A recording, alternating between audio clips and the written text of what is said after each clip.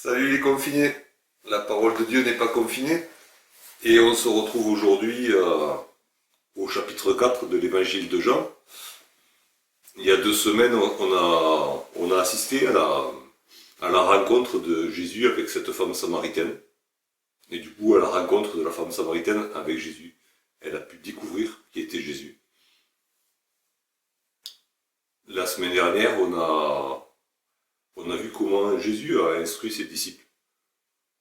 Et aujourd'hui, on va voir la relation qui s'est installée entre Jésus et les habitants de cette ville, Sichar, en Samarie.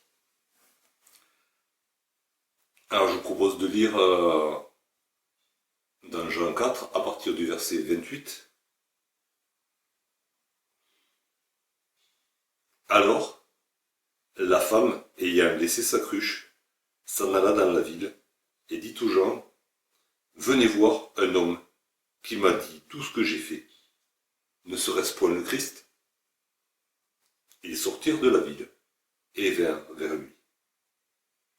Au verset 39, plusieurs Samaritains de cette ville crurent en Jésus, à cause de cette déclaration formelle de la femme. Il m'a dit tout ce que j'ai fait. Aussi, quand les Samaritains vinrent le trouver, ils le prièrent de rester auprès d'eux. Et il resta là 2 jours. Un beaucoup plus grand nombre crurent à cause de sa parole. Et il disait à la femme, « Ce n'est plus à cause de ce que tu as dit que nous croyons, car nous l'avons entendu nous-mêmes, et nous savons qu'il est vraiment le Sauveur du monde. » Verset 28, la femme ayant laissé sa cruche s'en alla dans la ville.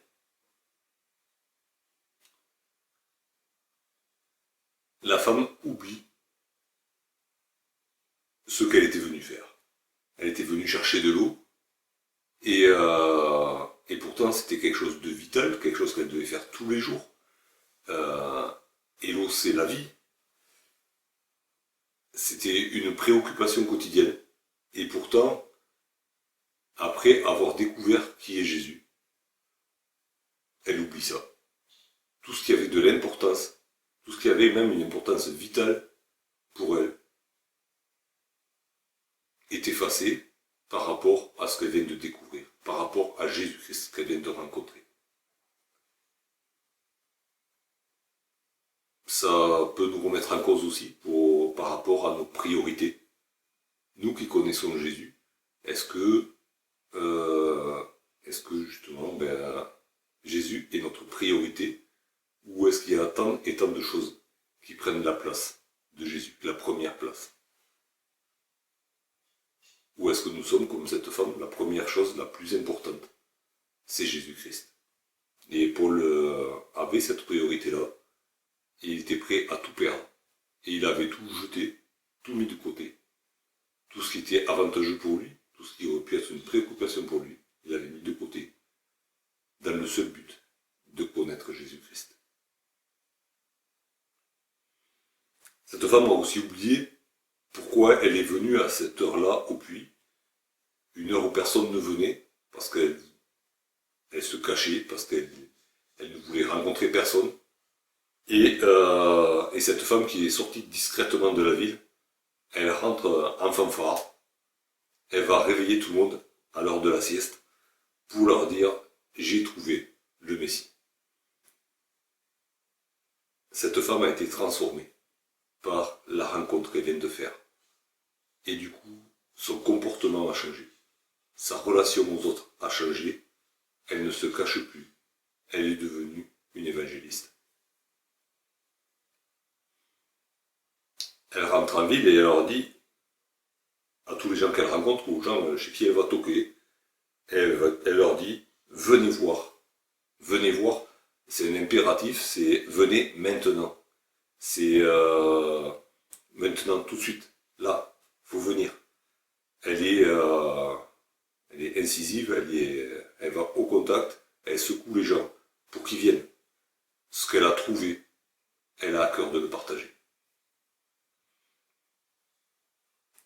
Et comment est-ce qu'elle présente Jésus? Elle le présente en disant, il m'a dit tout ce que j'ai fait. Alors, d'un côté, c'est une manière de reconnaître face aux autres que sa vie est un échec. Les autres le savaient peut-être en partie, peut-être qu'elle cachait certaines choses. Mais là, elle avoue, aux yeux de tous, elle avoue, j'ai gâché ma vie, il me l'a dit. Mais je suis vivante, je suis là, il ne m'a pas condamné. Il m'a gracié. Et en même temps, ça fait peut-être un petit peu référence, son témoignage fait peut-être référence à ce qu'elle dit à Jésus par rapport au Messie, au verset 25. La femme lui dit, je sais que le Messie doit venir, celui qu'on appelle Christ. Quand il sera venu, il nous annoncera toutes choses.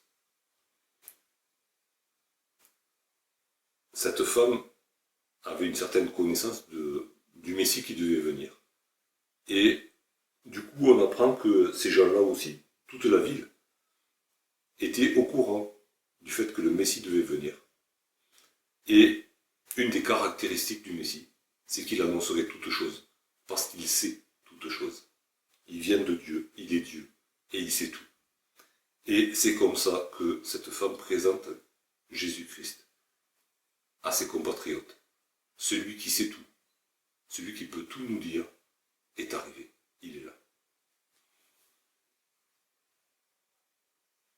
Ça nous remet aussi un petit peu en cause parce que ces Samaritains, qui n'étaient pas des vrais Juifs, ces Samaritains qui ne rendaient pas un culte selon la loi de Moïse à Dieu, ben, ils attendaient le Messie, ils attendaient le Christ. Et ils avaient certainement compris certaines prophéties, mieux peut-être que les Juifs, parce qu'ils attendaient le Sauveur du monde, pas seulement le Sauveur des Juifs, mais le Sauveur du monde. Et les disciples eux-mêmes mettront très longtemps à comprendre ça, malgré les nombreux exemples que Jésus leur donnera au cours de son ministère sur la terre. Quand il admirera la foi du centenier, quand il admirera la foi de cette femme syrophénicienne, à qui il dira ta foi t'a sauvé, a sauvé ta fille aussi.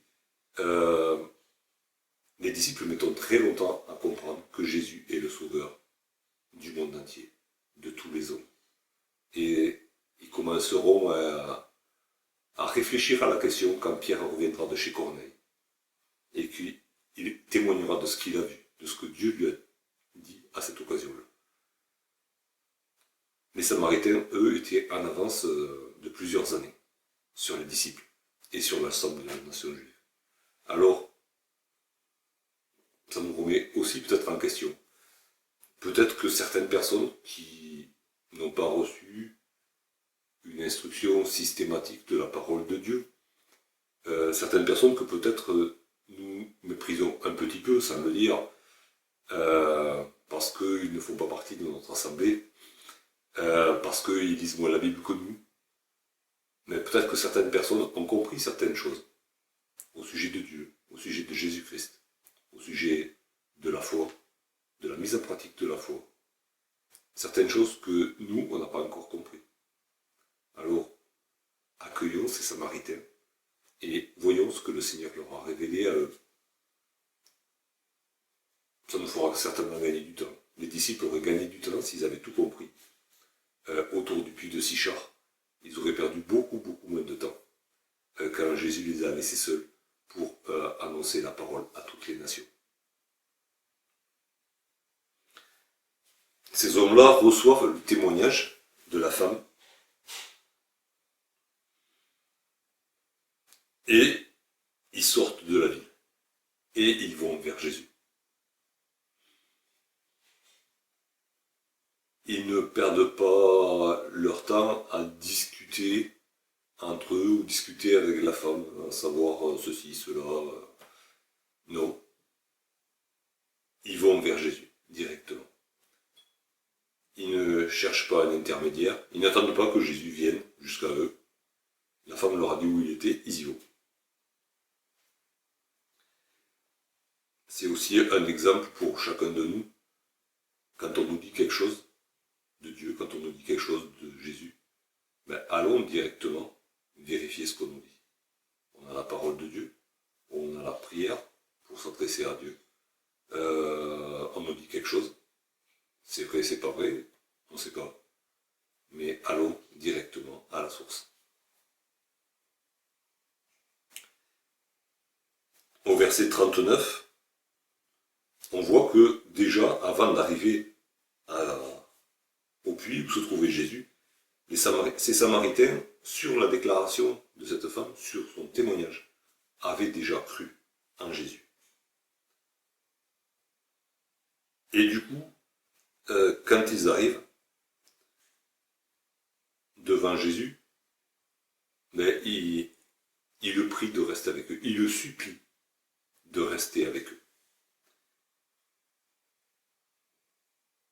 Directement, une fois que la foi est née dans leur cœur, ils ont un seul désir, c'est que Jésus les instruise. C'est un désir, c'est aussi un besoin. C'est notre besoin à nous, il faut que ce soit notre désir aussi. On croit en Jésus, on veut qu'il nous instruise chaque jour par sa parole. Et Jésus prend 2 journées entières pour instruire ces personnes. Ça m'a fait penser aussi cette attitude où il prie Jésus de rester. Il y en a d'autres qui l'ont fait, par exemple les disciples sur le chemin qui étaient arrivés à Emmaüs, ils ont demandé à Jésus de rester avec eux parce que Jésus avait commencé à les instruire. Et ce qu'ils entendaient de la bouche de Jésus, ils avaient saisi que c'était la parole de Dieu et ils en voulaient davantage. Je pense qu'il y a dû y en avoir d'autres, dont je ne me souviens pas, dans les évangiles, qui ont supplié Jésus de rester avec eux, ou qui ont supplié Jésus de les garder avec eux, comme ce démoniaque qui avait été guéri, qui avait été délivré, qui voulait rester avec Jésus. Et là, Jésus l'a renvoyé pour qu'il témoigne à sa famille. Mais au cours de cet épisode-là, les gens de la contrée sont venus, parce qu'ils avaient entendu dire que les cochons s'étaient jetés dans la mer. Et quand ils ont vu le démoniaque qui était délivré, ils ont fait tout le contraire. Ils ont supplié Jésus de partir. Comme quoi, c'est pas la grandeur du miracle qui incitera les gens à croire plus ou moins. Là, cette femme avait juste témoigné de ce que Jésus avait fait pour elle. Il m'a dit tout ce que j'ai fait. Certes, sa vie était déjà changée, et ses compatriotes le voyaient. Mais c'est un miracle, de toute manière. Mais à côté du miracle du démoniaque, qui avait été délivré des démons, à vue humaine, c'est quand même incomparable. Et pourtant, les gens qui connaissaient ce démoniaque, ils ont dit à Jésus, ils l'ont supplié, va-t'en. Comme quoi, la parabole qu'a raconté Jésus sur les différents terrains, elle est vraie. Le grain, c'est toujours le même. La bonne semence, c'est toujours la même. Mais il y a des terrains qui l'accueillent, la semence, qui se laissent ensemencer et qui portent du fruit. Et il y a des terrains qui refusent la bonne semence de la parole de Dieu.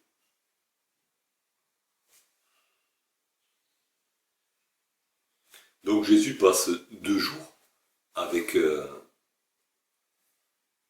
ces gens de Sychar. Pendant 2 jours, il les instruit. Il instruit ceux qui croyaient en lui. Il va aussi certainement où il accueille ceux qui ne croyaient pas encore en lui. Et un beaucoup plus grand nombre crurent à cause de sa parole. Encore une fois, on se retrouve comme à la fin du chapitre 3, où certains ont cru par la parole de Jean, le témoignage qu'il a donné de Jésus. Mais à l'arrivée, beaucoup plus vont à Jésus. Et c'est indéniable, la parole des témoins ne vaut jamais la parole originale du Sauveur. Et même manière, ne nous contentons pas de ce que les gens, même les meilleurs témoins, peuvent dire de Jésus-Christ. Allons directement voir Jésus. Et donc, un beaucoup plus grand nombre crurent à cause de sa parole. Et ils le disent à la femme. Il y a une relation nouvelle qui est née entre les gens de Sichar et la femme. Il y a une franchise. L'hypocrisie est partie.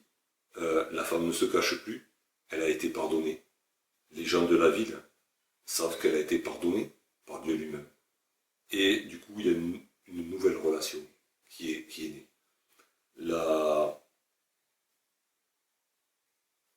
conversion, quand elle touche toute la ville ou une partie de la ville, elle fait que les relations sociales même changent. Et si ce n'est pas le cas dans notre ville, au moins que ce soit le cas dans notre assemblée. On est tous pardonnés par Jésus-Christ. On est tous lavés de nos péchés. Du coup, les choses elles peuvent se dire. Et ce que disaient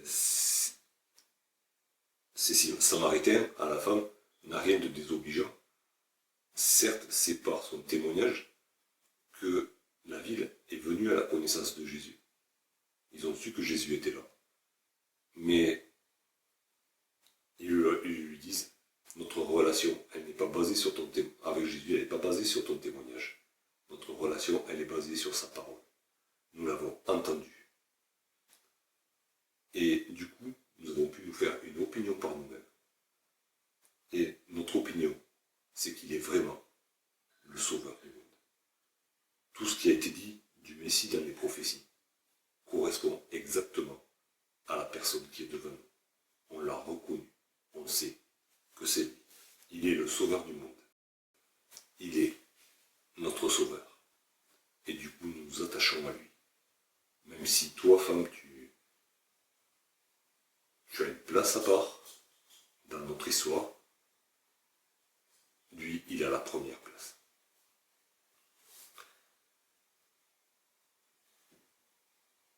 En conclusion, juste deux choses. C'est dans les récits des évangiles, on voit souvent Jésus qui galère. Il est en but à l'incrédulité de ses disciples même, de sa famille. Il est en but à l'opposition des chefs religieux. Il est persécuté. On essaie de le tuer à plusieurs reprises. Il est rejeté par les gens de sa ville. Il est rejeté par les étrangers aussi. Il galère. On le voit souvent galérer. Et puis il y a certains épisodes où Jésus est vraiment rafraîchi par les gens qu'il rencontre. Et je pense que là, il a dû passer 2 jours où il s'est régalé. Parce qu'il est arrivé dans une bonne terre. Il est arrivé dans un endroit où il était attendu. Les gens ne savaient pas qu'il était né. Ils ne savaient peut-être pas même qu'ils n'avaient pas eu connaissance peut-être du baptême de Jean. Mais ils attendaient le Messie. Et quand ils l'ont vu, ils l'ont reconnu. Et du coup, ça a été avec un cœur sans partage que ces gens se sont attachés à lui. Ils ne sont pas passés d'une religion à une autre. Ils étaient pris dans leur religion qui était ce qu'elle était. Mais ils ont quitté tout ça pour s'attacher uniquement à lui. Et puis la deuxième chose qui ressort, entre autres de cet épisode de la vie de Jésus, c'est que Jésus a utilisé une stratégie pour le moins déroutante pour évangéliser cette ville. Il n'est pas entré dans la ville, il n'est pas allé voir les chefs religieux, il n'est pas allé voir le maire, il n'est pas allé voir le shérif, non plus, comme ça se fait dans les westerns. Il est resté dehors. Et il a accueilli la femme qui était la plus rejetée de la ville. La femme qui avait raté sa vie. Il l'a accueilli. Il a changé son cœur. Et puis il a envoyé annoncer la bonne parole. Alors, on pourrait lire quelques versets dans la première épître de Paul aux Corinthiens. 1 Corinthiens, au chapitre 1er.